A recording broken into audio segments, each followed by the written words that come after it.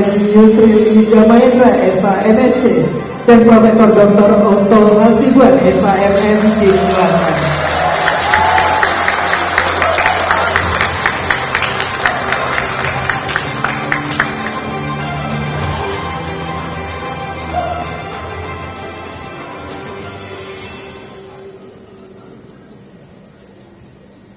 Bismillahirrahmanirrahim. Assalamualaikum warahmatullahi wabarakatuh.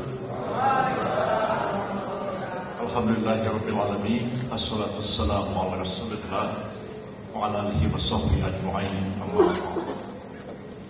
Yang saya hormati Pak Profesor Otto Hasibuan, Wakil Menteri Koordinator Bidang Hukum, HAM, Imigrasi dan Pemasyarakatan.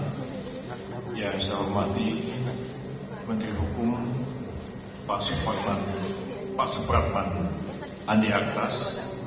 Yang saya hormati Menteri Hak Asasi Manusia Pak Natalius Pigai, yang sehari-hari saya panggil Bro.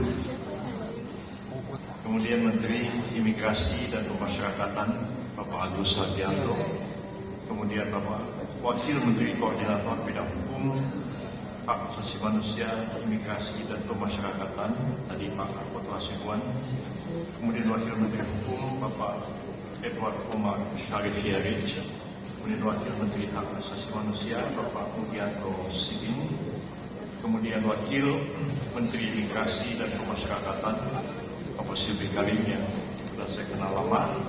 Kemudian para pimpinan tinggi media di lingkungan Kementerian Hukum dan HAM, para staf ahli, staf khusus dan penasihat kehormatan Menteri Hukum, para pimpinan tinggi Pratama di lingkungan Kementerian Hukum dan HAM, serta para tamu undangan, hadirin dan hadirat yang berbahagia. Puji syukur kita panjatkan kehadiran Allah Azza wa Jalla. Sore hari ini kita bersama-sama dapat hadir dalam keadaan sehat walafiat di Kementerian Hukum sekarang ini, atau dulu Kementerian Hukum dan Hak Asasi Manusia. Sama-sama kita menyambut kedatangan para pemimpin, para menteri, para wakil menteri yang baru, yang selanjutnya akan menangani tugas-tugas yang selama ini jadi tanggung jawab dari Kementerian Hukum dan Hak Asasi Manusia. Saya teringat pada tahun 1999, sudah lama sekali. Ketika itu saya dilantik sebagai Menteri Hukum dan Perundang-undangan di kementerian ini. Dan hanya beberapa bulan, kementerian itu berubah nama dan ruang lingkup tugasnya menjadi Departemen Kehakiman dan Hak Asasi Manusia. Pada waktu itu, Kementerian Negara Urusan HAM yang dipimpin oleh almarhum sekarang Bapak Hasbullah Samad dilikuidasi oleh Presiden Abdurrahman Wahid dan diintegrasikan kepada Kementerian Departemen Hukum dan Perundang-undangan. Maka jadilah dia Departemen Kehakiman dan Hak Asasi Manusia. Saya menyadari pada waktu itu, dalam usia 40 tahun memimpin departemen terbesar di dalam kabinet dengan jumlah pegawai sekitar 60-70 ribu orang pada waktu itu, dengan sekian pejabat eselon 1 dengan tugas dan ruang lingkup yang sangat besar dan sangat berat, karena satu dengan yang lain tidak berhubungan sama sekali. Antara Dirjen Pemasyarakatan dengan Dirjen Haki itu tidak ada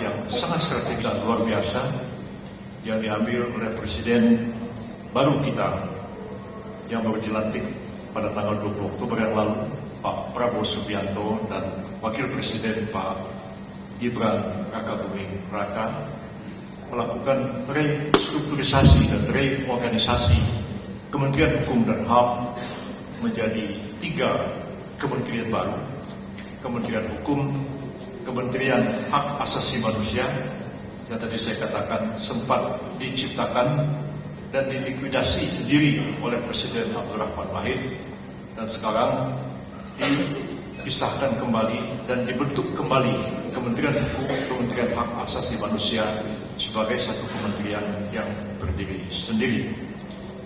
Kemudian tugas-tugas pada waktu itu memang sangat berat, sangat rumit keadaannya, apalagi kita dihadapkan kepada kerusuhan-kerusuhan yang terjadi di Ambon, Poso, dan tempat-tempat lain. Banyak sekali tuduhan-tuduhan telah terjadi, kasus-kasus pelanggaran HAM yang berat, dan kementerian kita ini pada waktu itu berhasil membentuk undang-undang sekaligus juga membentuk pengadilan hak asasi manusia, pengadilan HAM ad hoc, dan juga menyelesaikan rancangan undang-undang kemudian tentang Truth Commission and Reconciliation, yaitu Komisi Kebenaran dan Rekonsiliasi. Dan kita pada waktu itu dengan sedikit kepala tegak berani menghadapi tantangan dari Dewan Keamanan Perserikatan Bangsa-Bangsa yang beberapa anggotanya mengancam akan membentuk International Tribunal atas kasus-kasus pelanggaran HAM yang diduga terjadi di negara kita. Alhamdulillah dapat kita hindarkan bersama. Sekarang langkah yang telah ditempuh oleh Presiden Prabowo Subianto mereorganisasi kementerian yang sangat besar ini menjadi 3 kementerian patut kita sambut dengan rasa syukur, dan sekaligus juga merupakan tantangan bagi kita fokus menangani bidang-bidang yang mungkin kalau dipimpin oleh satu menteri akan kurang fokus sama sekali. Saya teringat tahun 99 ketika masuk kementerian ini, yang agak terbengkalai adalah pemasyarakatan. Sehingga saya pada waktu itu mengangkat Dirjen Pemasyarakatan menjadi Sekjen Departemen Kehakiman dan HAM, karena menyadari bahwa yang paling berat adalah menangani pemasyarakatan. Mungkin sekarang sudah tidak, tapi dengan pemisahan beberapa ini dan dikoordinasikan oleh Kementerian Koordinator Bidang Hukum, HAM, dan Imigrasi dan Pemasyarakatan, mudah-mudahan pekerjaan kita lebih fokus, lebih tajam program-program yang kita lakukan, dan tentu dengan pencapaian yang optimal yang kita harapkan bersama. Seperti kita maklum, Presiden Prabowo Subianto mempunyai ambisi yang sangat besar untuk memajukan bangsa dan negara kita ini, membangun ekonomi dengan pertumbuhan ekonomi yang diharapkan sekitar 7%. Dan cita-cita beliau, cita-cita kita bersama juga, pada tahun 2045 nanti Indonesia akan menjadi salah satu negara maju di dunia ini. Dan kita semua berkeyakinan bahwa ambisi untuk membangun ekonomi yang luar biasa itu ya sangat tergantung kepada sejauh mana kita dapat menjamin adanya keadilan dan kepastian hukum di negara kita ini. Karena itu tugas kita bersama beberapa kementerian ini bukan saja membangun norma-norma hukum, tapi juga bagaimana kita menegakkan hukum, mengimplementasikan hukum itu sehingga betul-betul hukum kita adil, hukum kita pasti. Dengan hukum yang adil dan pasti, insya Allah investasi akan berkembang, masyarakat akan terlindungi, rakyat akan merasa puas, hak-hak asasi mereka terlindungi dengan sebaik-baiknya. Terakhir, harapan saya berterima kasih ya, karena semua kita ini bukan orang asing satu dengan yang lain. Dengan Pak Otto Hasibuan ini, beliau ini bos saya di Praja.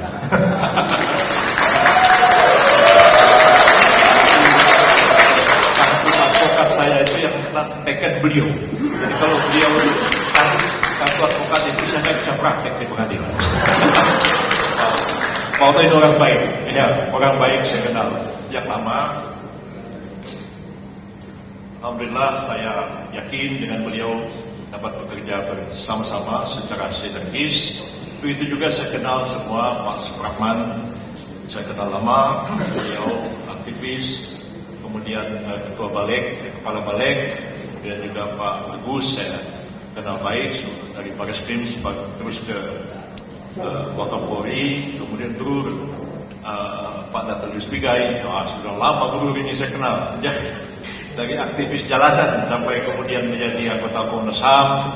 Kemudian saya kenal kenal juga, kemudian Pak Silvi Karim saya kenal baik juga, kemudian Pak apalagi Pak Edward ya, Omar Syarif saya kenal lama sekali ya sebagai dosen di Universitas Gadjah Mada, kemudian juga Pak Mugianto. Nah, Pak Mugianto mungkin baru kenal belakangan ini Pak, tapi sudah sering dengar namanya, tapi belakangan ini baru saling banyak bekerja sama.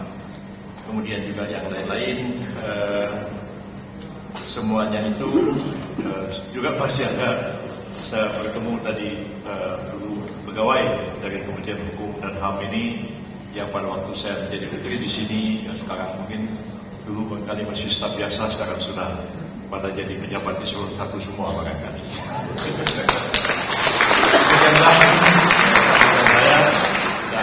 Mohon kehadiran kami diterima di kementerian ini dan mohon didukung kalau kami benar, berikan dukungan kalau kami salah, jangan segan-segan memberikan koreksi kepada kami.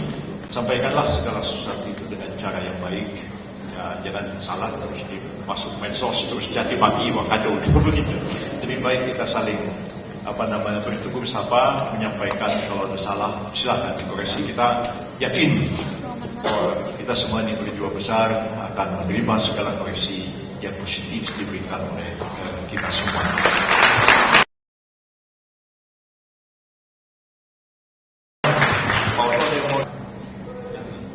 Silakan Pak, sedikit.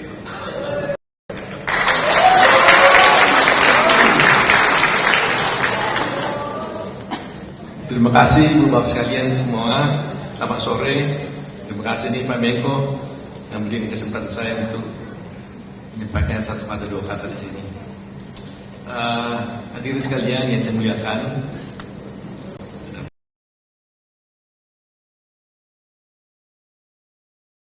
ada Supraman, ada Tulus Pigai, ada Prof. Edi, ada Pak Silmi Karim, ada Pak Mugi, ada Pak Niko, Pak Sekjen, ada Pak Asep, dan semua jajaran Kementerian Hukum yang ada sekarang ini.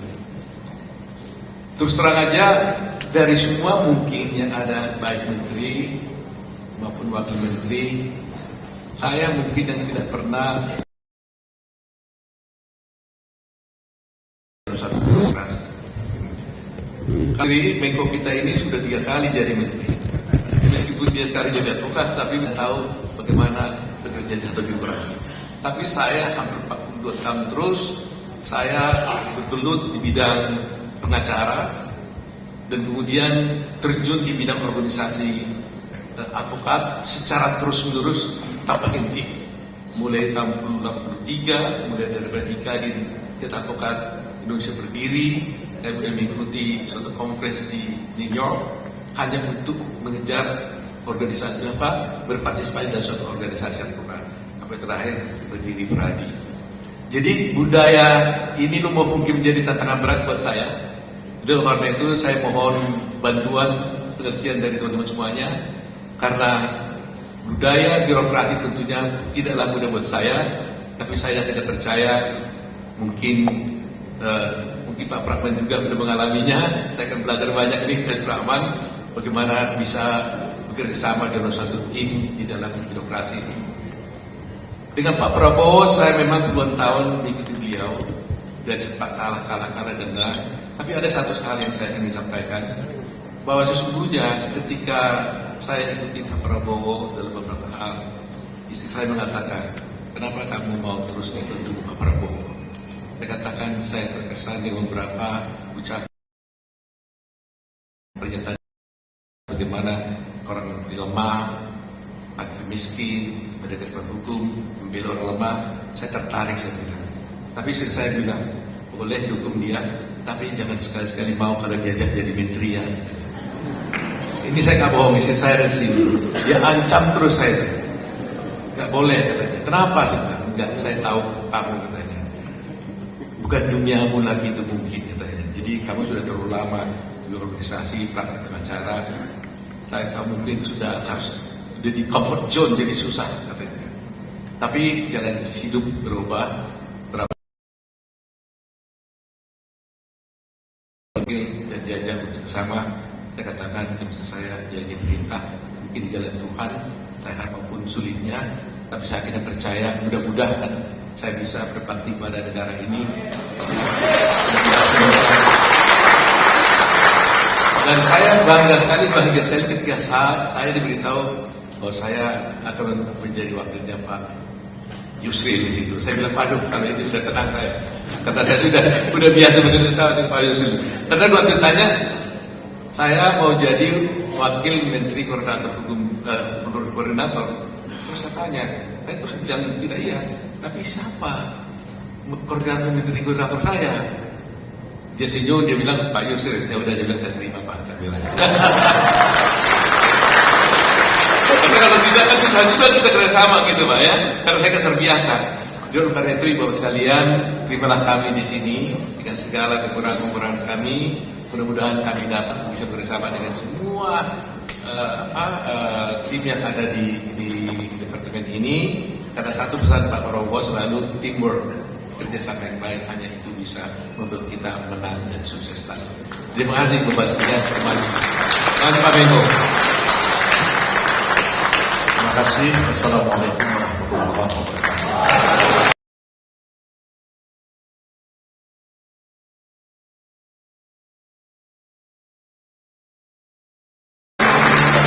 Hadirin